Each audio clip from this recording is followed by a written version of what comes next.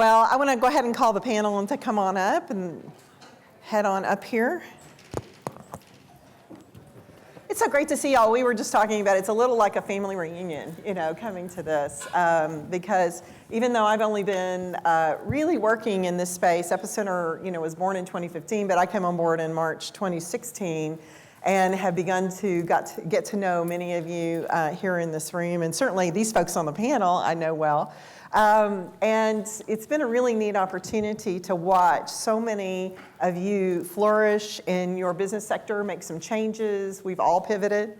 And it's wonderful to come together to have these exciting conversations. So we're going to continue on. I'm so grateful that Jigger set the stage for some of our conversation. And if you remember, he talked a little bit about public and private partnerships and stakeholders. So we'll hopefully do a deeper dive in that today. And if we have time, we would love to take some questions at the end of this.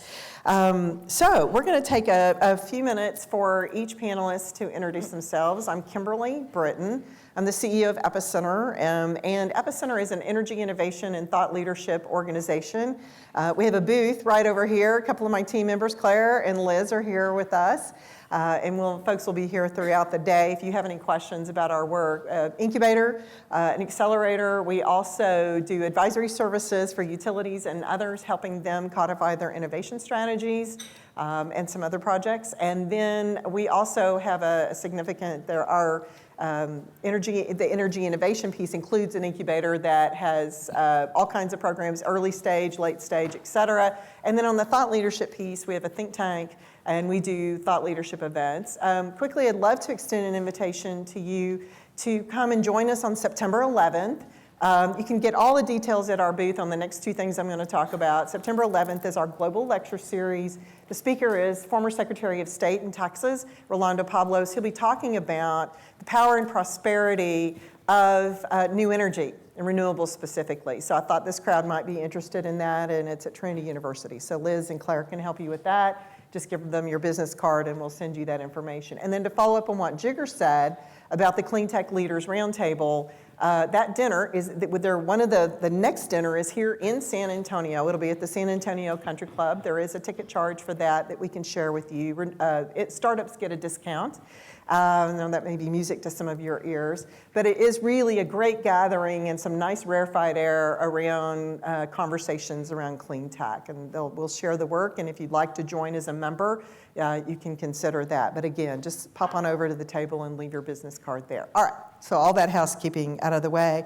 So Alex, why don't you tell us a little bit about your history and about how you came to where you are and what you're working on now. Thank you so much, and it's great to be here. Thank you for for inviting us. It's a great panel, and it's also kind of great, as you're saying, it's such a community here. Jigger, of course, it's, most people here have either met him or heard him before, and you're doing great work here and in California, and certainly also in Texas. And my history is going deep into innovation for the last 20 years, looking at how to bring new technologies and decarbonize the energy industry.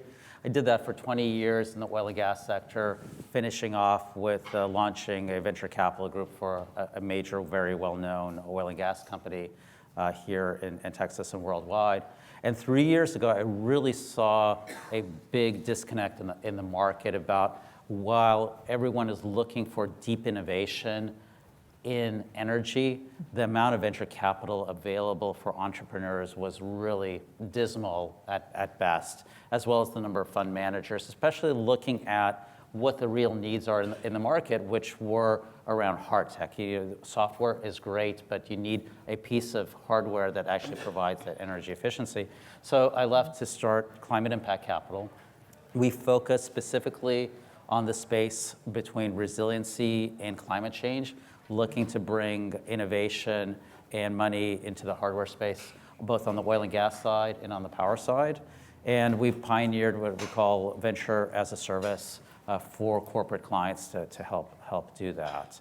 And kind of interesting, kind of very similar to, I think, some of the panelists and maybe folks in the room, is that in order to help make this market happen, we've had to also innovate in our business model.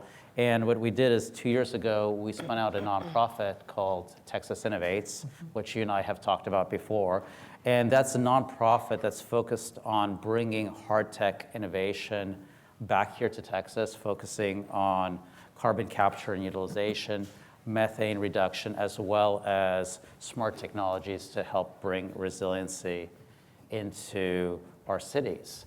So we're trying to bring all those people, and that's from the public-private partnership side when we're doing that. So we're very excited to kind of bring those models together, both the for-profit and the nonprofit, and then trying to move both the capital side as well as the big energy companies and utilities to work together to really kind of accelerate the solutions that we need to get done and into the market in the next 10 years. Great. All right. So, Anita, why don't you share a little bit about your background, yourself, and what you're working on? Yeah, thank you. And again, thank you so much for having us. It's an honor to be here. Very excited that this conference came to San Antonio. So thank you so much for bringing it to our community. I've been the executive director of Build San Antonio Green, which is a nonprofit official partnership of the city of San Antonio, CPS Energy, and Bexar County, I guess cumulatively now for about 15 years. And our mission is to protect and enhance the lives of the people of San Antonio through our work. Our work is originated out of emissions reduction. In the beginning, many years ago, we were founded as an emissions reduction strategy. So, green building, solar, climate ready, resiliency. We've been working in this space to kind of grease the skid of what inevitably will come. I guess the way that I like to think of us, we're futurists, right? We anticipate what is gonna, you begin with this end in mind. For us, many, many years ago, we thought we need to, this is the ideal type, the fully automated green building that fits into a smart city, and then we began to design from that. So we've, today we've done about over 19 million square feet of certifications here in San Antonio, which is like 134 megawatts of peak demand reduction, I think 230 something million pounds of CO2, which is like taking over 19,000 cars off the road every year. So what we've done is really tried to again think about the people of San Antonio. How do they want to live? How are they going to become more resilient in the future? And then working with green building, renewable energy technologies, with the city, the county, CPS Energy, and many of the private stakeholders here in San Antonio to kind of bring solutions to the community. I was born and raised here. I like to say I grew up in what one of a good friend of mine calls the solar desert, where there was no solar, and where people live in energy poverty in our community. So again, for me, it's always, I'm here, and I've dedicated the last 15 years of my life really working towards improving people's lives. And so at the end of the day, that's what it's all about to me. Great. I think that's a standing ovation. Wow. Thank you. Yeah. That's a lot. Yeah. I'm John Bonanno, and she deserves a round of applause. Anita is amazing. Thank you. I am the CXO of the New Energy Nexus. We're a 15-year-old 501c3, and we support clean energy entrepreneurs be successful. And so we know who we're talking to, how many people are developing either a solar and storage, or storage project right now? Put your hand up. Wow, that's great. Perfect, do that. Okay, who is a capital gains investor, or maybe an investor or a capital source? Put your hand up. Great. Okay, less of them. Brace yourself. That's okay. All right, good. Well, that helps level set. Kimberly and the people at Epicenter are part of the New Energy Nexus. We are just so grateful for that relationship, and we continue to build that. Alex has been a friend for a very long time, so I feel very at home here in San Antonio. In fact, I've been on several solar installations on residences here in San Antonio as part of the great CPS program around lighting up some homes, low-income houses in particular. I'm also a survivor of 9/11, and for me, the message was our energy doesn't work. And if we don't need to be fighting for a centralized liquid petroleum product, we can all spend our money in different ways. So as of that day and going forward, I've dedicated my vocation to unfunding the problem. And so my role is, as the CXO, is to also lead our EZOZ.org program, which is all around the Opportunity Zone tax incentive, which is relatively new at the federal level, but it creates a meaningful impact on the economics of your projects. So it was great to see 60% of the people in the room are building and developing projects. This money and the capital gains investors can all share some significant value creation through this tax incentive. And again, we don't have a dog in the hunt. We're a non-for-profit organization. We want to see you all be super successful. So we look forward to talking more about the Opportunity Zone, which is really a public-private partnership in the sense that it is a federal tax mandate that now needs to trickle down and become a tool that we can use in the toolbox of deploying and accelerating the transition to non-fossil stuff. Right. Well, let's get into the meat of our discussion. And, as I was contemplating this topic, I thought about, I've been working in the nonprofit sector for many years. And I thought, the other day I thought, I have to stop saying that number. It's got to go away. The term public-private partnerships, collaborations, those kinds of things are a bit weather-worn sometimes. And I think they begin to lose their meaning, but thankfully they have not lost their power. Yeah. And so those collaborations that bring public stakeholders and private stakeholders together they have some really extraordinary impacts if done and leveraged well. And so that's what we're really here to talk about. They can hasten the adoption of new and emerging concepts, and particular things like solar and storage. And so a case in point is an organization like Epicenter was really born out of a public-private collaboration. It included OCI Solar, who is here today, there's Tim, and also Itron Landis & Gear, and CPS Energy.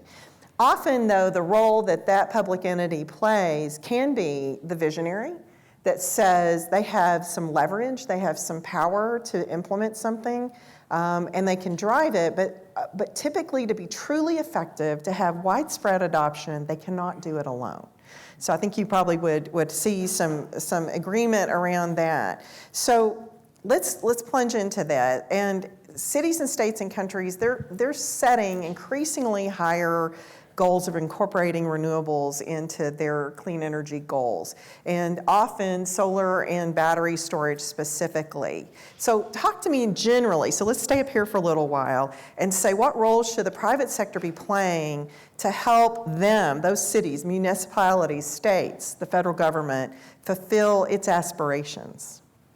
So who wants to take that first? City. Oh, Nita. San Antonio. Well, I was going to say, I'm going to, recently I heard Dr. Chris Eugster speak on this subject, and I have to say he said something very interesting that I think has been really true for San Antonio, and that is actually we don't really have lanes anymore, right? So, I think traditionally we always think the private sector is here and the public sector is here, but here in San Antonio we've had really good examples of working together where I think those lines are getting blurred somewhat, was his point. And I think the challenge is really looking at how at the end user, how do people live, what's going to make their life easy, and when we start with that, then those partnerships become easier, because what happens is then we start bringing forward solutions. Right?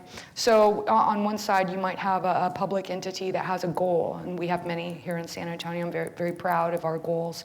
And on the other side, we have private industry that wants to fill those goals, right? Well, again, when you think about how is the end user going to use this? How can this be scalable? That's how you begin to blur those lines and kind of start working in that space. I think a really good example of this, very quickly, high level, is we have a booth out here, our Big Sun program from actually Go Smart Solar is here today. We're very excited. CPS Energy has a goal. Go Smart Solar recognized that goal and created an innovative program designed to bring community solar to the people of San Antonio in a very innovative way that had never been done before. Why? Because they were focused on customer solutions. And I think that that is really at the heart. I'd like to encourage all of you to learn more about it. But that's really at the heart of me of like, what do private entities need to do more to partner with public entities? Think about how people are going to use this and bring customer solutions. It's about the right product at the right time at the right price, because you can have the best idea or the best piece of technology, and if you can't get it from the farm to the market, or you can't put it into someone's hands in an easy, accessible way, affordably, great ideas are going to mean nothing without that practical application. It's a really great point about putting that, whether it's a client, a consumer, a stakeholder, a citizen, putting them at the center of that conversation. Are you seeing more shifts in your sectors, John, Alex, in that case about trying to pull that? Or is that something you think that the private sector maybe needs to bring to the table a little bit more? Have you thought about that? Well, very quickly, I come from Houston, and the utility and the energy markets are very different there. What we see there is really a agency problem between the different owners of the real estate and the city, and how that comes together with venture capital, right? So, there's certainly a lot of real estate development. Houston's money has been made on real estate. Sometimes it's the real estate below the ground versus above the ground, but it's one of the two. And there's this kind of fundamental kind of problem trying to work itself out, is that the city in itself wants to be renewable and green. They've put together, putting together a climate change plan, a resiliency plan, and they kind of want to have a vision there. They buy a lot of renewable power from the grid. But if you drive through Houston, I challenge you to find a single panel on a house or on a building anywhere through that drive-through. I live in one of the largest communities. There's not a single panel out there. You go into the city, you even go out and to see some of the kind of the big industrial customers. And so the environment to kind of make that happen, even though there's kind of this vision from the city, hasn't kind of materialized in terms of how do you pass through that reliability and the savings in terms of reduced emissions, other benefits to the customers who are renting and leasing or owning. And that's a model that I think if someone can break through at the city level, would work really, really well and can be distributed. From what we're doing on the capital side, from the venture capital side, we're certainly looking to find, great technologies. Some of the companies that are here that we've met, multiple times. I can kind of shout out to Yoda, who's here. We've met with them. There's a lot of other ones who are trying to bring these solutions. But on the other hand, they're having a hard time dealing and finding a way to make it profitable, because the various regulations and the way that the markets are set up, it just makes it so difficult. And then, trying to get to that scale and work with utilities when there's no incentive for the utility to do something, and then the customer doesn't see the value, is super hard. So we're really trying to support the technologies, get them into trials, get that scale, but kind of getting all those pieces together to get these solutions in a major way. So next time you drive through Houston, you're kind of blinded by kind of all the solar panels everywhere. I don't think we've cracked the nut there yet.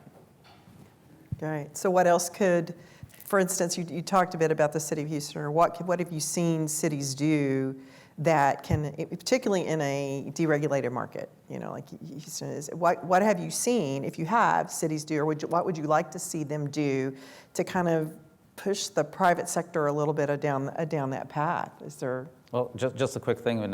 There's California has a great example as well. But Jigger said it, perfectly. The regulations around buildings are completely outdated. There shouldn't be any new building that's built in Texas, whether it's residential or commercial, that is at least not designed to have solar on it, if not kind of already pre-connected for that. I think those standards and just other examples. So Texas Innovates is trying to build out the largest smart city energy efficient development right now in Texas under the C40, and we kind of, as part of that, we need to look at the city codes. And city codes right now, as an example, like you need something like 2 or 3 parking spots per person you have in an urban environment. Well, Well, that's not the vision that we're trying to bring to it. We're trying to connect solar and distributed vehicles and energy storage and all of that. The idea is not that we should be building more parking space. We should be saying that every building should have solar, should have charging. You should have a distributed network for parking. And these things, it's like, I think for Houston, probably the codes are, probably like 1975 in some cases, right? So I think a lot of that is bringing those codes and getting them across the state. Maybe, California, I think, is really progressive. Can you tell us, what's going on your side? I mean, I think it's important to go back to what Anita said around the customer, and I've been fortunate enough to build 9 companies in my career, and it's always about value and quality. And having that conversation with the customer and understanding what drives that is critical to your individual success of your business. And I also think, as I think all of us do, that the traditional P3 or PPP types of very structured types of environments are days of old. And we're now finding a lot of incredibly creative solutions, but it has to start with value and quality with the customer. That customer experience has to be what is the focus. And from building off that, and then going into your venture stream or going into your granting stream or going into your structured finance stream, whatever it might be, those are sort of where you go afterwards. But getting that first bit right as an entrepreneur is the critical component. And then also recognizing, despite what venture people will tell you, is they're not the only game in town. And that is a tremendous amount of local city money, county, state, federal dollars, whether that's in departments of energy or whether that's in economic development or whether it's in organizations like ourselves who've mobilized over $1.3 billion of capital over our 15 years. There are a variety of alternative solutions, and you're going to pivot at least once, probably twice, before you get to your successful path. And you have to really exhaust all financial options. It's not just venture. And I think that it took me a long time to learn that lesson. And I probably missed opportunities because of that. So, we have a particular focus on granting dollars. We grant on behalf of foundations. We grant on behalf of governments.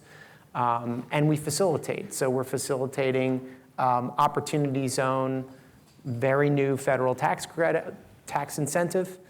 We're helping transact in those situations around awareness, education, and facilitation of qualified Opportunity Zone funds. So California, Texas, value and quality energy is not exclusive to these places. It's a Puerto Rican problem. It's a New York problem. It's a Carolinas problem. It's a Wisconsin problem. And you've got a variety of solutions that can solve that. Yeah, there's green generation, and that's important. But there's also requirements around potentially geothermal stuff. Let's think about the heat pumps in the Northeast. Like, those are things that are really interesting to finance. But this is not exclusive to Texas. This is not exclusive to California. That's why our work around Opportunity Zone tax incentive is nationwide, including Guam. And I saw Brad. Is Brad here from 03? No, he's in Guam right now. He's in Guam. Okay, so anyway, we're working with developers in Guam around solar generation projects that can apply the Opportunity Zone tax incentive. And that is a pretty meaningful part of the capital stack that reduces cost and increases profitability for all stakeholders. So, I think the work that's being done in Texas is great, but it's not exclusive to Texas. Everybody suffers this value and quality problem when it comes to energy. Absolutely. Let's dig a little deeper around some specifics and some specific examples of your experiences, the good, the bad, and the ugly, about public-private engagement, and we'll talk about the future of that as well. Anita, I'm going to let you kick off because I know you're brimming. Yeah, I had to really think about this because I feel like there's various examples, but just kind of bring it to something I think might be interesting for this audience. Our program, Smart Green. I'm going to start with that. Say it again. Smart Green. Smart Green. So back in 2009, we designed a program called Smart Green, which is the fully automated green home or green building that fits into the future smart grid. We realized that this was a logical inevitability because we were the green building program, and then we began when CPS Energy and other utilities began the mass deployment of smart meters. You know, it's like you go smart meter, smart network, smart city, right? So we wanted to prepare for that strategically. And it took like 9 years to partner, to kind of sit in the wait and partner with, let the market develop a little bit more, let customers begin to ask for it, to partner with a builder, Meritage Homes, to begin to certify and build these smart green homes.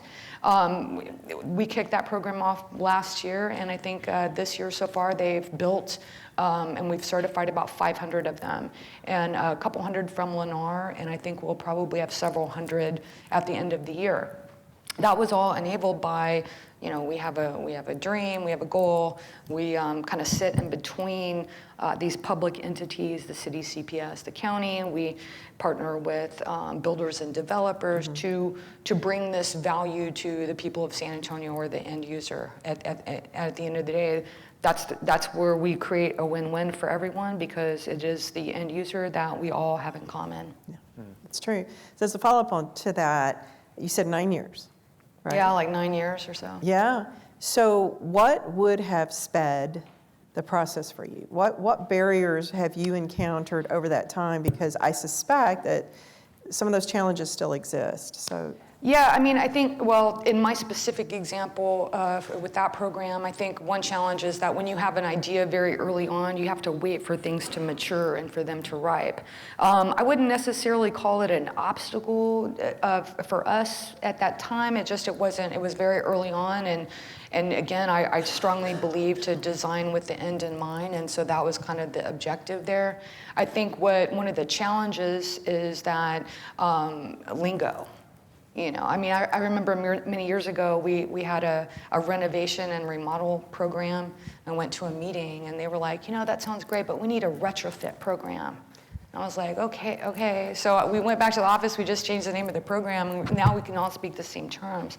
And I do think that sometimes it sounds very simplistic, but as a sociologist, I tend to think, you know, in terms of like these systems, and some of it just comes down to being on the same page, and that was an obstacle, and also having patience. I think it's been my experience that, you know, you really have to think about, again, your long-term objective, and stuff, not being so short-minded, you know, and it can have that patience. I know as a nonprofit, obviously not as a for-profit business, that might be a luxury for me to say something like that. But again, it's really, you know, you have to exchange, you know, this long-term vision or this short-term gain for a long-term vision. So again, an obstacle for many people will be the ability to write it out. Yeah. And to develop the market and to have patience and do all the networking and so on. Yeah. That's a very good point. Alex, why don't you go and key on that? I'd like to add to this point of patience, and I really hope it's not going to take us 7 more years in our nonprofit to do this. So yeah. I'll put on my nonprofit hat of Texas Innovates for a second, where I'm the president of the board. And you know, we have an interesting kind of story, is that we were in the city of Houston's office presenting it to the person who kind of takes decisions there 4 days before Harvey. So we had put together this innovation plan for the city of Houston around creating resiliency, bringing solar microgrids to the city downtown, right? A real microgrid. And we're there. There was something really interesting. Send us this proposal. I sent it 2 days later. The day after that, so 4 days before, 2 days later, Harvey hits. You can imagine how much they had interest for any proposal about the future at that point. And by the way, my house got flooded. My wife was outside the country, and I have 2 little kids. So it's kind of the interesting part about this whole, about patience with that. But what we did is that we kind of continued through, kind of looking through what the different properties were, and a lot of the properties that we wanted to bring for the nonprofit to do this also got washed out. A lot of priorities changed, and then kind of what's interesting is that, so we'd been focusing from a kind of nonprofit to private model where we work with just private entities. And then after Harvey, kind of Houston got this realization, let's go, okay, we need to do something different, right? And they started pushing on the climate side, on the resiliency side, and they joined this group called C40, C100, Reinventing Cities. They put 2 properties, so there's 4 cities in the US who now are trying to bring a new vision. And my group became a finalist to build out this new project for the city of Houston, downtown, to do that. So that became kind of our first step into the PPP mode, where we're now, rather than trying to work just with private entities, we're now trying to link ourselves with all the community of the private entities, the big energy companies in Texas and globally, with the city around a long-term vision. So we've been kind of pursuing that, and we continue to pursue that with the city. And what the interesting kind of learning is there, what's good with doing things with kind of city and public partnership is that, what they have is generally land, right? So they either have a right of way, which you can build some infrastructure on, or they have a piece of land that they want developed. So in this case, the city had a piece of land that has been overgrown for 70 years because it's a brownfield problem for them. So they said, okay, how do we bring in capital to solve the problem for the city and bring these resiliency issues are? And so they kind of came together. Now we're doing this PPP model, but now the challenge is that the python that's swallowed the cow, right? Is that what we see is that there's a lot of vision around what you want to do, and the cities kind of go forward and do that. And we've seen the same thing with the Department of Energy. Is then the challenge is once now the private side comes with the solution, what we found kind of in the city side is the city gets really, really afraid about actually doing something because they say, oh, this is actually hard to do, right? It's going to take years. We're going to have to change standards in terms of how we build things. We need to change our city model about how we move people. We need to think about how do we actually put a microgrid, a real microgrid, into the city? And then it's like, okay, well, now you talk to the legal department or talk to folks. And I think that's this challenge that we see within these partnerships, is that you can bring a lot of vision, you can bring the land, but then how do you debottleneck this to actually make it actionable, right? And that's kind of what we're trying to work with right now, is bringing together, the kind of where the cities and where the public wants to go, but bringing that into an actionable plan that then brings the financing and the technology and the nonprofits together in a way that everyone feels that it's possible to do. And then, but still keep a vision, right? Because everyone, once you kind of go to the lowest common denominator, you end up with something that doesn't help anyone, right? Everyone's happy, but no one's happy. So that's kind of our kind of thing, is that it's great to start, but how do you then kind of make it happen? And I think there's places that are doing that, and it usually takes really, really strong city leadership to make change. I just want to jump in and add something here. I think we are very fortunate here in San Antonio because, kind of to your point, I think the conditions have to be conducive, right? So again, it's something we talked about earlier. I mean, traditionally it was kind of, the public is here, the private sector is here. They're kind of, I want this, I want that, but really being open and helping to come together to create the optimal conditions. I think that's something important. I think that's something that's been very successful here in San Antonio in a variety of ways.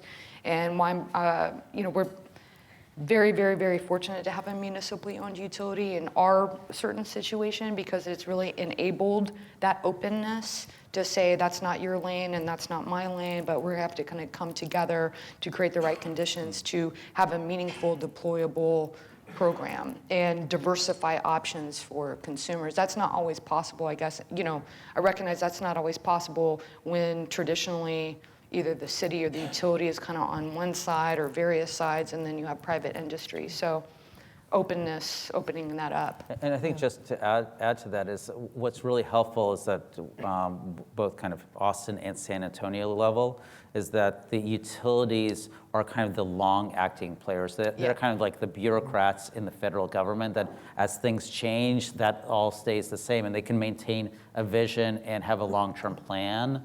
And that's always challenging if there's a lot of administration changes, to have a strong entity as a backbone that you can kind of work with throughout the years and kind of come to that long-term planning solution. I think that's helpful. And I think that's kind of the things that kind of I like in California. I think there's been a really strong kind of focus kind of between kind of government and the various players that have created a long-term vision. People might say it's a little too radical maybe, but but whatever it is, as long as it's consistent, I think from the business environment, things can get done. There's nothing worse than inconsistency. Maybe kind of you can talk, John. You can. I mean, our biosphere is not going to wait for us. Yeah. And so I think our definition of patience does not mean sitting back. It in fact means leaning forward and being extremely attentive to details and finding alternative routes. So let's not misunderstand the language here. Being patient means it may take a bit of time, but you've got to be persistent. Because with candor, and if you study the environment the way it's going, and we've just heard of 70 events where you're going over $1,000 per megawatt hour, that's heat driven. So, we can all pretend that this isn't happening, or we can vote. And you have to get out and vote at your city, county, state, federal. Every chance you get, you should be voting for the environment. You should be voting for transitioning faster. Because if you're having problems with your public bureaucrats, vote them out. And you have to start doing this, not only for you and maybe for your business, because it probably is going to be good for you if you're in this business, but also for your children and their children, and for our ecosystems. Like, this is one shot. The plan B of going to Mars is just baloney. We only have one shot, and the Earth is not going to be patient with us at all. The Earth, frankly, doesn't even care if we're here. This is our problem, and we need to solve it. And so when we say patience, this is not about patience waiting back. This is patience leaning forward and being attentive and finding alternative routes. So public-private partnerships, from our perspective, is take every darn tool in the box and throw it at the problem. Yep. And if that means your ITC is going away or may go away, okay, fine, find another route. Yeah, there's a great new tax incentive called Opportunity Zone Finance. Great, let's use that. How about, I have interconnect problems. Go figure it out. Find another parcel, find a partner, find a farmer, find somebody to partner up with. Get your job done, because we can't wait. Whether it's vehicle electrification across the entire spectrum, light duty, medium duty, buses, passenger vehicles. You've got municipals now in the R100 that have said, we're going 100% by X date. Most of them don't have a clue how to get there. This is a tremendous opportunity to transition our entire mobility system to electricity. It's music to CPS's ears, but it's got to be music to every person's ears. We need to transition faster. And we have municipals making good noise. We now have to have boots on the ground that actually get this work done, help them transition with EV charging leasing businesses, charging as a service to municipals or to private fleets, of course, green generation, efficiency as a service, right? There's so many ways we can transition faster, but we cannot be patient leaning back. We need to be patient leaning forward. And if I may add just one thing. Yeah, and the first thing I'll give it that's awesome. If I may, I'd like to add really kind of a Texas perspective, which I'm not sure how many of the folks are kind of have an oil and gas background here. So we do both. We look at oil and gas, and we look at the power side. What's really unique to Texas, and I would encourage those who have not looked at it, is the shale revolution here. Texas is basically providing the U.S. and the world with oil and gas. And the key thing for, I think, the folks here to think about, understand is, is that gas and oil are certainly not going away in the next decade or in the future. And the challenge in Texas particularly is gas. Texas produces so much gas, and there's no place to put it. There's going to be just more and more gas generation out there. And the opportunity in terms of transition, when you talk on the oil folks, it's the natural gas transition, right? The story on the oil side is the transition is to go to natural gas.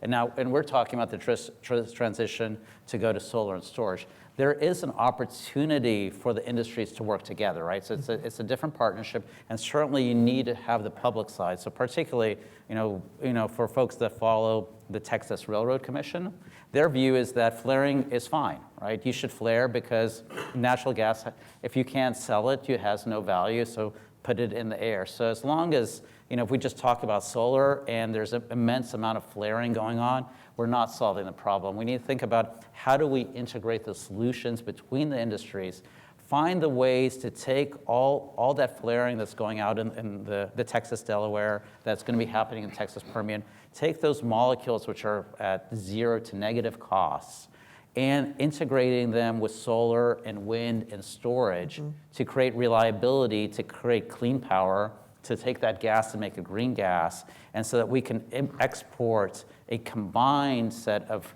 green electrons from Texas out to the rest of the country, right? How do we take that gas, make it clean, capture the CO2, reduce the methane leak, and then ensure that all the solar and the storage is most economic with that? And that's kind of when you go out, I think, to the point of consumers, right? I think people don't understand how much, kind of when they look at who they vote for and what the story that they tell their legislators, and then the people that they vote for and don't even know what they do, like the railroad commissioners, how much that has an impact on our environment. And if they were to say, if you're an oil and gas company, you need to think about integrating renewables into that and then integrating your gas and reducing emissions at the state level, that would be just so powerful for everyone in the state, and it would impact the entire country.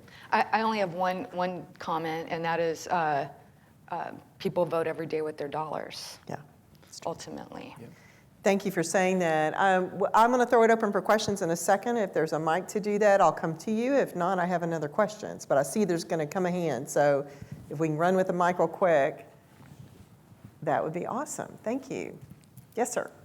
Thank you. Peter Grabick, UTSA. I have a sneaking suspicion that there may be more people deploying capital in the room than raise their hand when prompted to do so. But I do want to draw a little bit of attention to John mentioning opportunity zones. So for those that don't know, I'll just give a little bit of background. So essentially an opportunity zone, there are zones, there's several of them in San Antonio, where there's a 10-year tax deferral for investments in communities that are underserved. And one of the challenges that we've seen in opportunity zones is that sometimes the investors don't necessarily know what to do with them. I was a little bit, I frowned a little bit at one conference where, this is usually a large capital gain that's being reinvested, and it has to sit there for 10 years to get the tax deferral. So there is some forethought. But I remember sitting in one conference and the guy mentioned, well, we did the studies and we ended up, reinvesting in self-storage in this needy neighborhood. And so I frowned a little bit. I'm thinking, we invested the money there, and now you got a place for the people to store their stuff if they lose their home or something along those lines. But getting more to the opportunity side on opportunity zones, whereas they don't know what to do with it. One of the challenges that I've seen in solar is the long repayment periods, and I think that innovations in finance are definitely one of the areas that will better commercialize and more rapidly commercialize this area. So with opportunity zones, where I think there is an opportunity in solar, is you look at a 20-year payback period, you look at a 10-year tax deferral, that's a functional subsidy, and whatever else may be being done with this property, it seems to me that might create a financial incentive to put some panels up there, to put some batteries in the wall. It seems that there's some potential impetus there. And on patients, I'll kind of give my perspective. I have 1 foot in private sector, 1 foot in academia, 1 foot in government, and I feel like I'm dancing all the time. But these entities are wheels that spin at different speeds. Business, especially entrepreneurs, they're ready to go. Sometimes the speeds and the interface are different with some of these other entities. So in building private-public partnerships, there sometimes will need to be patience on the engagement side in order to get these wheels to revolve. So thank you. John, I'm sorry. you gotta I didn't say imprudence. I just said move forward fast. Right, and I understand that the wheels spin differently. Yeah. Yes, true. And you're right about how opportunity zone capital being invested for a long period of time into low-income America that frankly has been left behind for the last 3 decades of investment. We're going to install low-cost electrons, energy resiliency, clean water, clean air, and we're not going to gentrify anyone's neighborhood. So any knock on opportunity zone tax incentive that it's just a rich person's giveaway is really a response to people trying to build luxury condominiums and luxury hotels in low-income areas that will certainly gentrify. And the tool is being used that way too. We frankly only focus on clean energy stuff. So that's vehicle electrification, green generation, efficiency. And I think that's there's a difference between designing solutions that happen to be products and then just designing a product in its own lane, right? So to kind of your point, we have a global problem. We have a problem as a community. We all have to come together to design solutions, the right product at the right time, at the right price, that are going to make people's lives easier, and that they're going to use and that's accessible to them. And we talked a little bit earlier about building codes, and the building codes here in Texas are pretty good, and San Antonio, our building code is above the state code, but at the end of the day, look around, so many existing buildings. So to your point, there's a where some see a major challenge, I also see an opportunity, right? We have a problem. What are we going to do about the energy usage and energy poverty of all the existing buildings, our low-income community? The building code is not going to solve that. It is going to be innovative solutions that help to come in there, and that opens up a whole new market with creative financing and so on. So again, there's a difference between designing solutions that happen to be products and just designing a product. And just one more thing quickly on opportunity zones, because our project is an opportunity zone right next to those really expensive condos and high rises, by the way, which most And people also in a swamp that's going to get, next superstorm that comes to Houston, it's all going to be gone again. Yeah, our property's high rise. Yeah, It'd be good. true, You can but- come over. but- We'll make sure you're safe. This is where we put lowest But common the interesting thing that just for folks to know about opportunity zones, it is like the next kind of is like blockchain. Everyone's talking about it, but no one knows what it means. But the key, Language. yeah, okay. The key thing though to remember is that when we talk about PPPs especially, is that we talked about the timeline. Opportunity Zone program is very time limited. Once someone has a capital gain, there's a very short amount of time between they can put that capital gain and put in the project. Then there's a very short amount of time between when the project gets the money and it has to use the money. And this goes about, yes, we have to be kind of patient, but these opportunities are federally limited in time and IRS limited. So for the cities and folks who want to make this happen, you actually do have to accelerate, and you can't be patient, because if you have investors who want to do this and you have trouble with the city or others to make it, that money will go somewhere else. And as everyone knows, there's not a huge amount of people out there saying, I want to put money into something that helps the environment, helps the people in this project. They'll put it somewhere, but they may not put it in your project. They might go elsewhere. And I think that's still the challenge around the timing, is that we need to find a way, especially with things like opportunity zones, we need to find a way of doing this quickly. Absolutely. So do we have another question? Yes. Right there. Maybe. Okay. Please Hi. stand so we can see. Hi, I'm Christy Bowden, and I just had a question about, I guess maybe, could you provide a couple of tactical recommendations to the complexity here?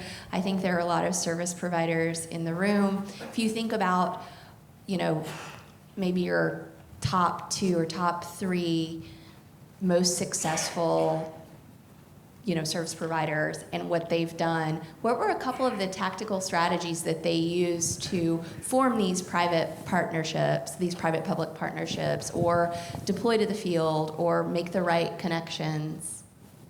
Okay, tips and tactics, right there. John? Do pro bono work. Sorry to say. We work with DLA Piper, which is a top-tier law firm, and they've given tens of free hours of legal advice on how we're going to devise this system at easyoz.org and not get in any trouble ourselves as a nonprofit.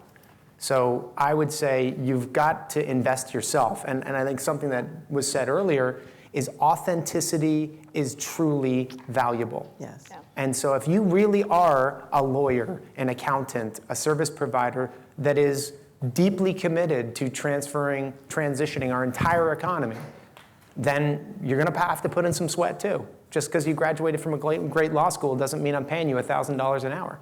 So you have to invest too. Good. Any other tips? I agree with that 100%. I mean, I think that is one of the most valuable things that was ever shared with me, is that it takes a lot of hard work. You got to put your time in.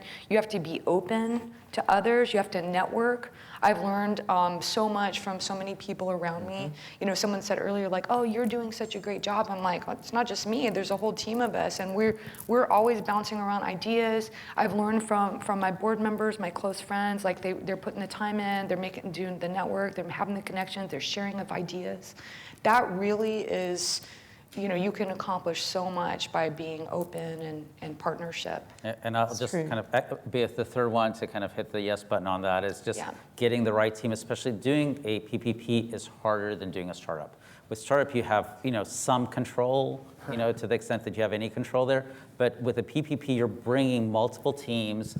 You're trying to convince them to do work for free. We had on our project, we had like 7 different companies providing pro bono work across 2 different architecture firms, an engineering firm, all of these people coming together around a vision where you're trying to do this. And then the other part is, you mentioned the board, it's so important to have the right board members that have the strong, I say, local connection that can help you pull that together. It's the kind of combination of the board and the people to kind of make that vision, and you have to have that tenacity. One tip I'll give as a close, because I have decades of experience of working with public entities, you have to understand the limitations that are imposed upon them by regulations and the law before you propose some grand idea.